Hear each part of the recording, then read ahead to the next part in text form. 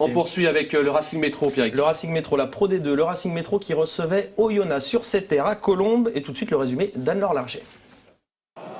La réponse du berger à la bergère, voici en substance le résumé de ce début de rencontre. Jeu approximatif, imprécision, les fautes s'enchaînent. Conséquence, les pénalités se succèdent dans chaque camp. À la mi-temps, le Racing mène 15-9.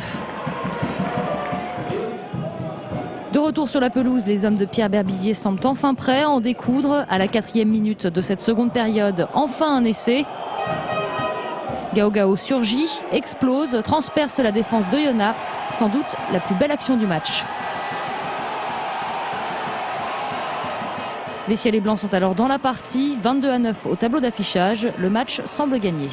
On se met en situation de tuer le match et on ne le fait pas. Donc, et on remet le pied à l'étrier à nos adversaires.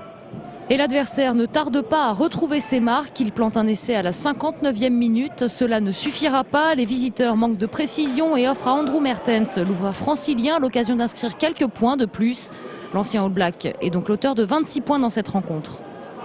Il y avait beaucoup de pénalités dans le milieu, donc c'était pas trop dur, mais j'ai assez bien tapé, j'étais content.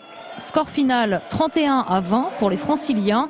Une victoire certes, mais en demi-teinte pour les hommes de Pierre Berbizier. La victoire est là, mais bon, le problème c'est que Aurillac a gagné à Colomiers, donc du coup ils ont pris le point de bonus, on se retrouve second. À nous vraiment d'exploiter notre jeu et surtout de donner beaucoup plus d'envie et d'abnégation quand on est sur le terrain.